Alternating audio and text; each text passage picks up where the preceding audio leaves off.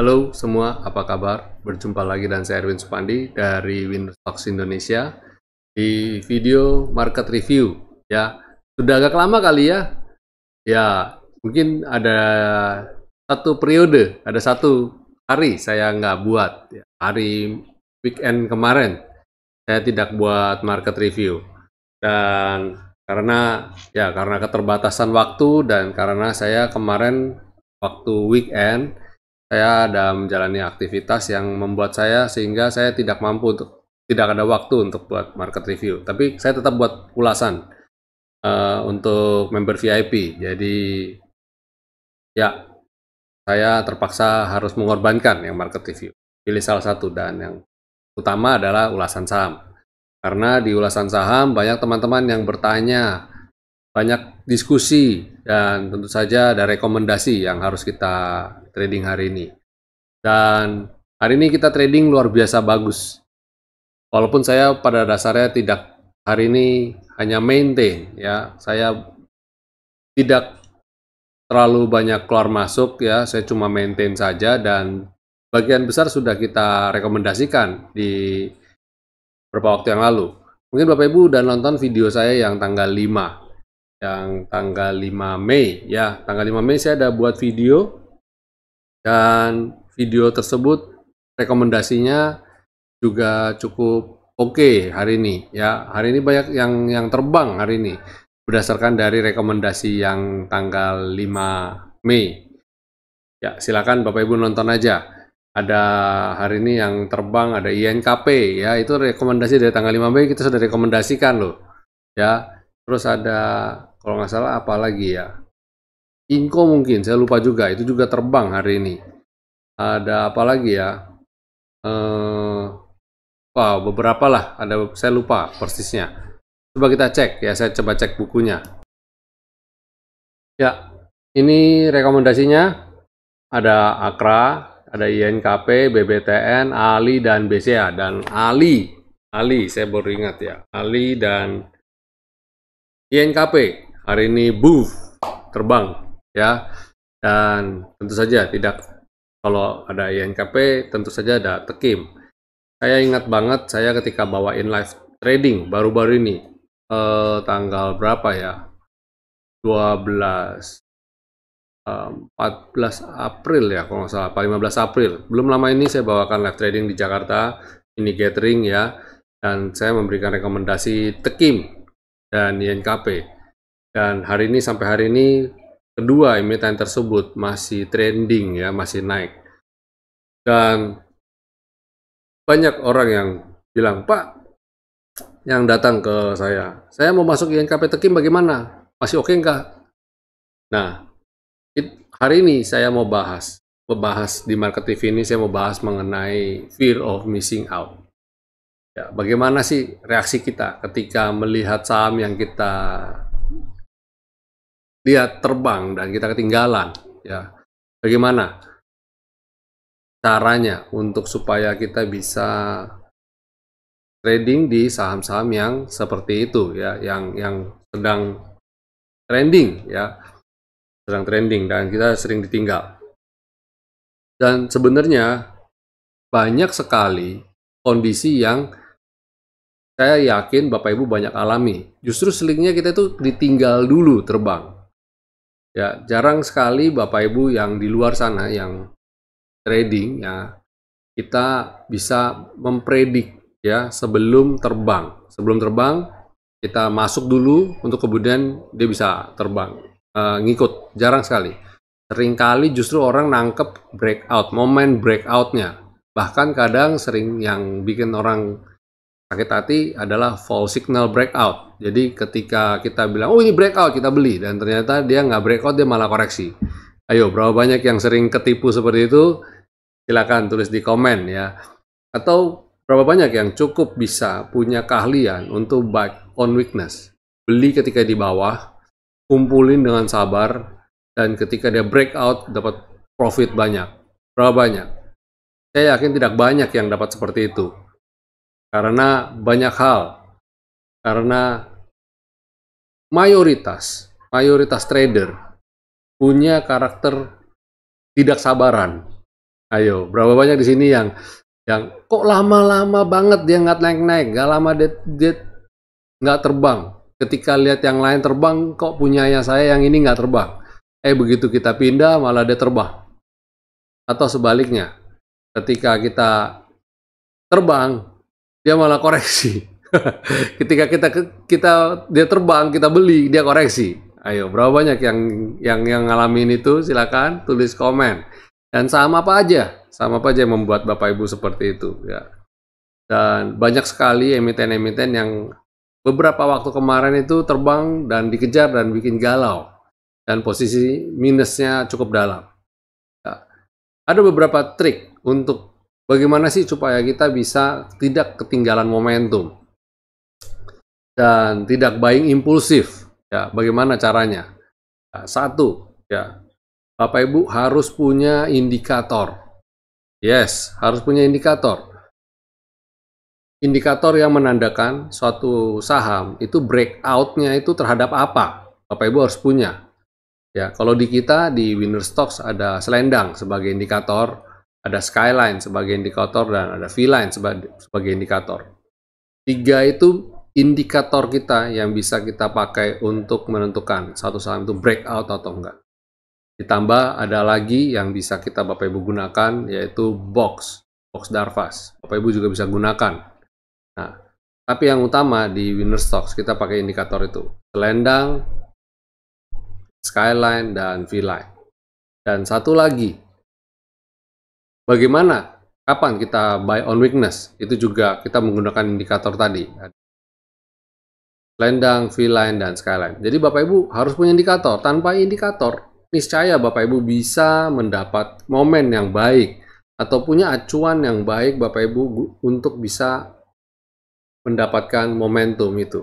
Ya, kecil sekali kemungkinan Bapak bisa dapat momentum. Jadi ingat, harus punya indikator. Punya indikator saja tidak cukup. Bapak Ibu harus menguasai, harus mengenali. Jadi ini saran saya yang di indikator. Bapak Ibu harus sering mengamati, harus bikin trading plan. Jadi yang kedua ini Bapak Ibu harus mempelajari indikator tersebut. Ya, harus punya indikator, dan kedua harus menguasai, harus mempelajari, harus punya catatan. Caranya mempelajari tidak lain dan kita harus mau nggak mau harus lakukan adalah punya pencatatan. Harus punya pencatatan ketika breakout terjadi, breakout ini terjadi, saham ini bagaimana dan bagaimana. Kalau Bapak Ibu tidak punya platform yang baik atau belum punya platform, mau nggak mau harus mencatat manual. Ya, kalau kayak kami di Winner Stocks, kami sudah menggunakan komputer ya. Jadi kita backtest, kita sistem algoritma, kita backtest semuanya. Jadi kita tahu kira-kira persentase dia breakout selendang bagaimana, dia breakout skyline bagaimana, dan dia breakout V-line bagaimana. Kita sudah hitung kalkulasi semua, dan titik mana yang paling optimal kita sudah kalkulasi semua. Jadi harus kuasain ya, punya indikator. Tanpa penguasaan percuma, harus menguasai. Itu nomor 2-nya. Nomor 3 yang Bapak Ibu harus punya adalah money management. Harus tahu kapan harus beli dan belinya bagaimana, beli bertahap, berapa persen ketika dia begini, berapa persen ketika dia begitu, dan harus punya strategi.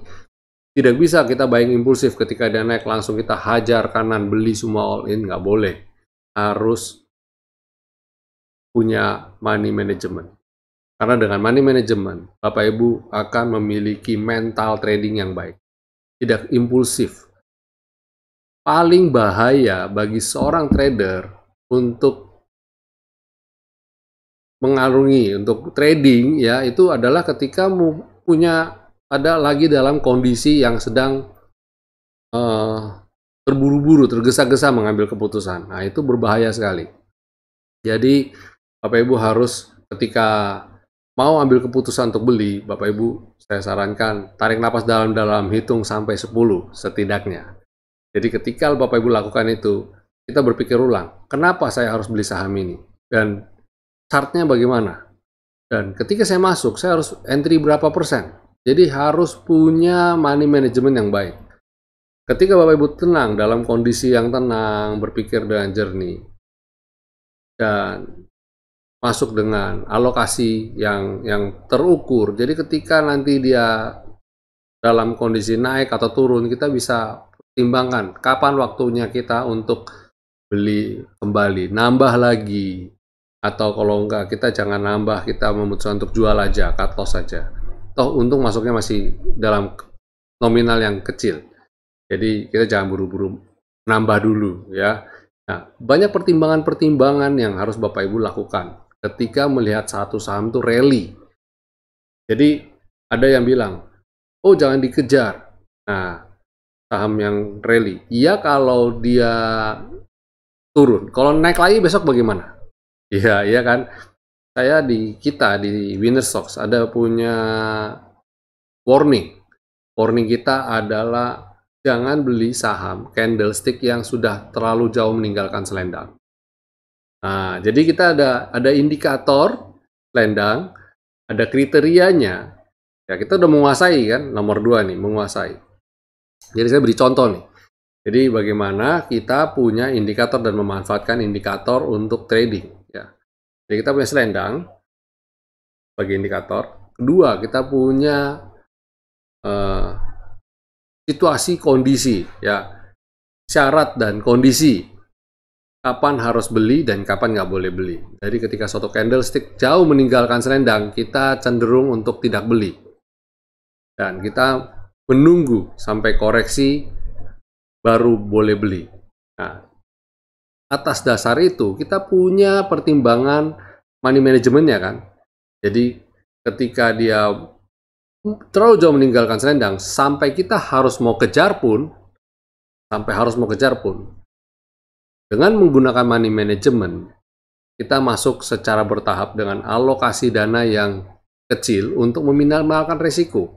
Ketika sewaktu-waktu dia koreksi, kita masih punya peluru untuk melakukan average down di bawah.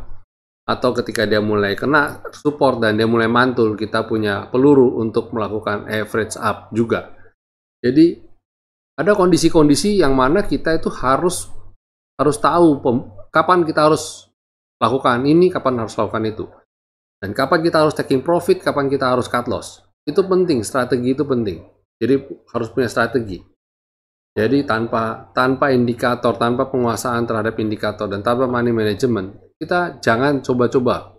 Apalagi Bapak Ibu, ya tradingnya masih berdasarkan rekomendasi, dengar si A bahas ini, si C bahas ini, jadi main beli aja. Contoh yang lagi trending, yang orang lagi banyak bahas adalah Unilever. Saya nggak tahu kenapa ya, dalam beberapa waktu ini kok Unilever banyak sekali dibahas, sampai saya bingung. Di sosial media, di Instagram, di YouTube, di Facebook, banyak yang posting mengenai Unilever. Sampai saya, kenapa ya? Kenapa mesti Unilever? Kenapa enggak yang lainnya aja? Dan saya coba untuk melihat, ya, kenapa harus Unilever ya? Saya coba teliti dan ternyata Unilever ini posisi masih dalam kondisi downtrend. Saya akan coba kasih lihat chartnya. Bentar.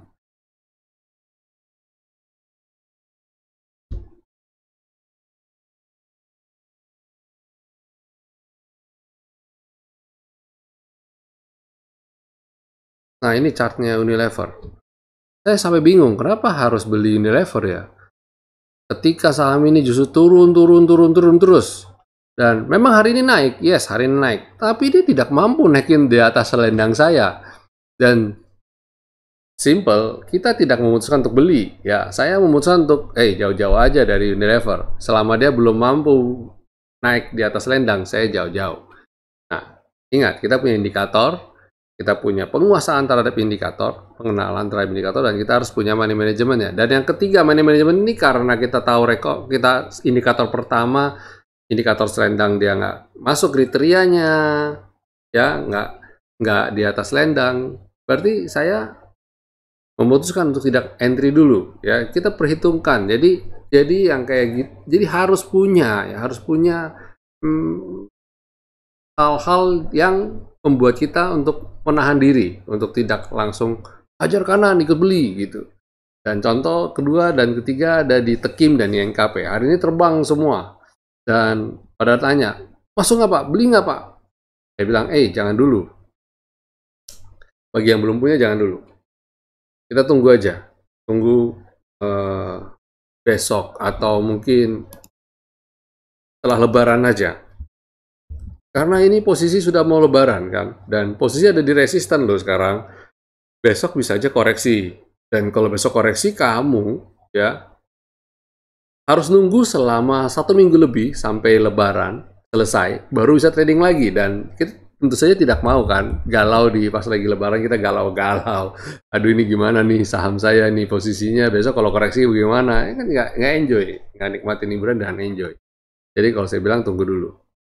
Ya, jadi saya kasih summary sedikit mengenai fear of missing out. Bagaimana sih caranya supaya kita overcome? Kita bisa tidak takutan untuk ketinggalan.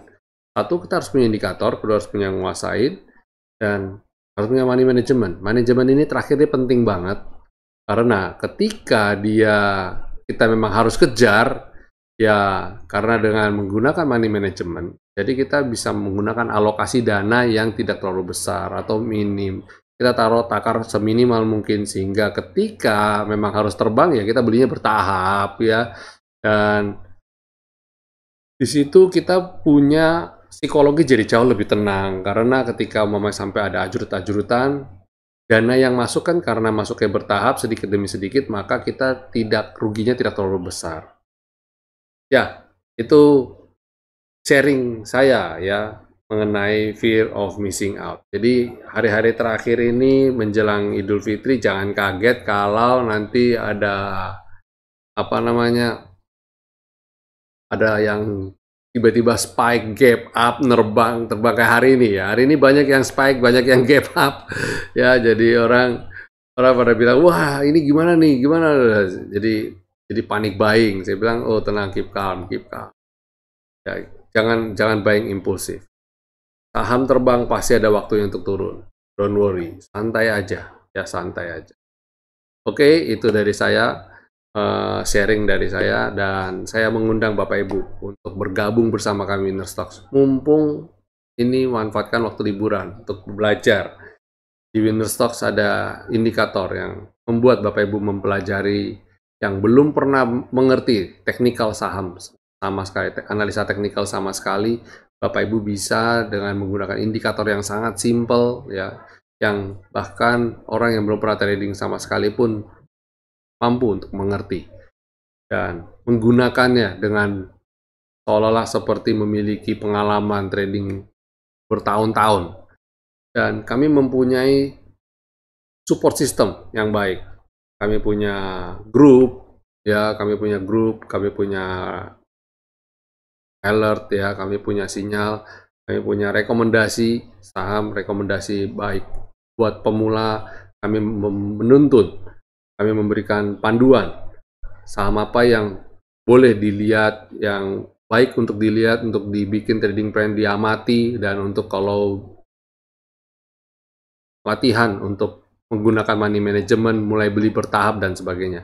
Lalu kita punya website kita ini di dalamnya ada terkandung materi-materi pembelajaran kami, dan kami punya video yang terdokumentasi dengan baik di dalam website tersebut. Contohnya salah satunya adalah video ini ya, market review yang sedang saya buat ini bercerita mengenai fear of missing out. Jadi ketika Bapak Ibu nonton dan pengen dapat dokumentasinya lagi, pengen nonton ulang, kita punya video-videonya, dan video pembelajaran sendiri ada sekitar 35. Jadi manfaatkan waktu liburan untuk belajar, benar-benar belajar sungguh-sungguh ya. Dan kami ada satu lagi, yaitu market summary market ya. Jadi kami setiap pagi berikan dokumen dalam bentuk PDF yang Bapak Ibu bisa lihat di website kami ya. Di situ kami bikin summary market global dan kami memberikan rekomendasi yang sudah terdokumentasi dengan baik untuk kapan harus beli, kapan harus ya. Dan tentu saja yang pasti adalah dukungan dari grup kita ya. Kita punya komunitas pembelajaran yang baik bagi Bapak Ibu untuk belajar. Segera saja bergabung bersama kami dengan harga promo ya, mumpung manfaatkan waktu untuk lebaran, dan momentum ini kita manfaatin dengan baik karena setelah ini saya melihat market Indonesia berpotensi untuk rebound dan untuk rally. Bukan di bulan ini atau di bulan depan, tapi dalam beberapa waktu ke depan IHSG berpeluang untuk rebound at least sampai akhir tahun. Jadi jangan lewatkan momentum ini ya. Sekarang adalah waktu yang tepat untuk bergabung bersama kami belajar, dan Bapak Ibu saya akan mendapatkan keuntungan ya. Sebelum saya bawakan market review, saksikan video yang satu ini.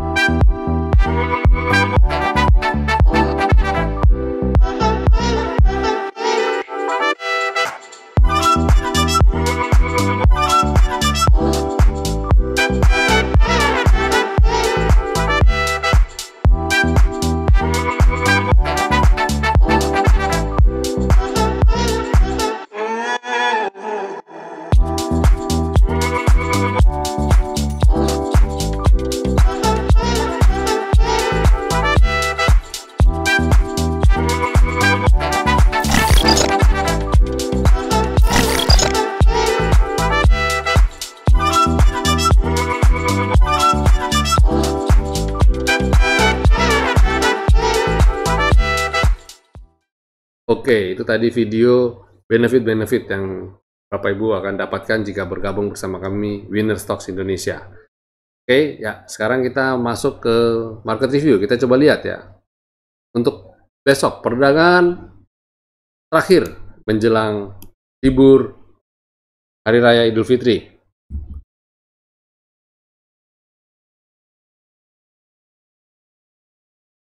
Oke, ini composite ya. Composite bergerak masih di bawah selendang ya, pada dasarnya masih di bawah selendang. Dan kalau saya pakai chart yang biasanya, nah ini, kalau di sini kelihatan banget, composite bener-bener rebound dari garis ini, 5942. Bapak Ibu bisa lihat, nah ini, openingnya 5942 ya, dan garis ini 5942, sudah saya buat video ini sejak tanggal 5 ya. Bapak Ibu bisa hitung, berarti ada 4 video yang mengulas video ini, mengenai video ini, dan dengan garis yang sama, tidak saya rubah-rubah. Dan banyak orang bilang garis ini adalah garis ajaib ya, magic line.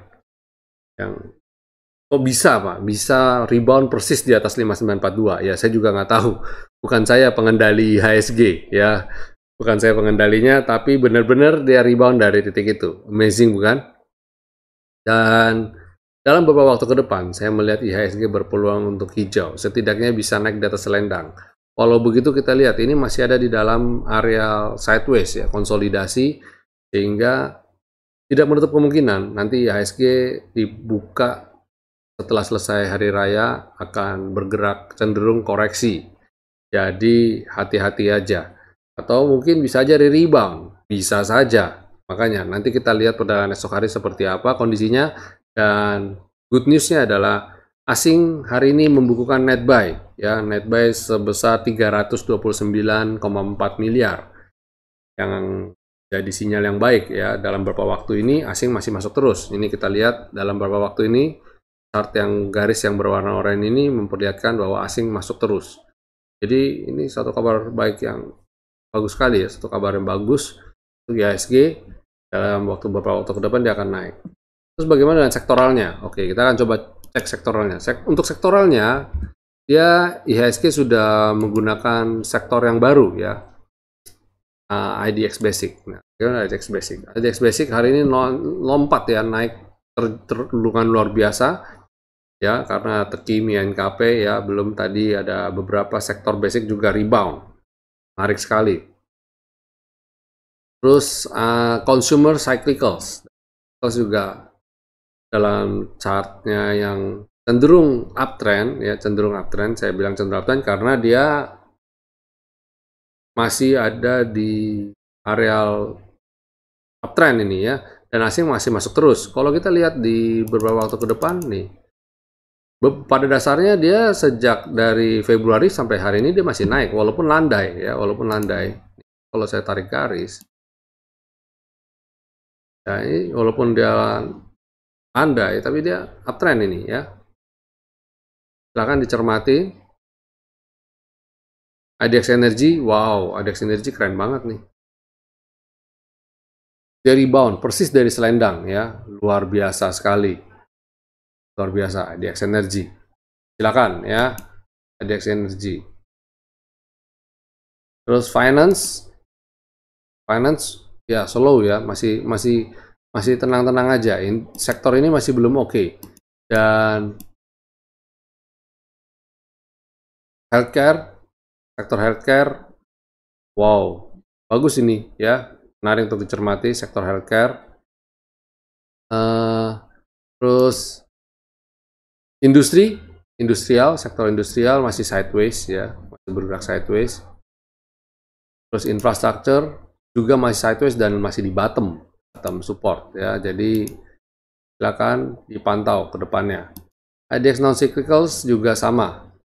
Ini kalau saya bilang sih mirip UNVR ini chartnya ya, habis pakai maksudnya non cyclicals.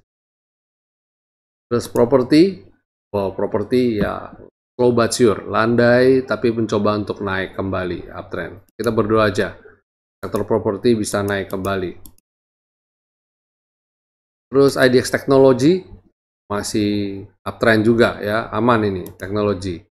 Dan IDX transportasi juga, transportasi dan logistik juga masih tren naik. Silakan Bapak Ibu amati anggota-anggota dari masing-masing sektor ini ya. Jadi cari yang sektoralnya uptrend ya, nanti itu kita fokus ke situ dalam beberapa waktu ke depan. Setidaknya sampai menjelang akhir bulan Mei ya. Kita lihat apakah terjadi pergeseran sektor yang lagi trending.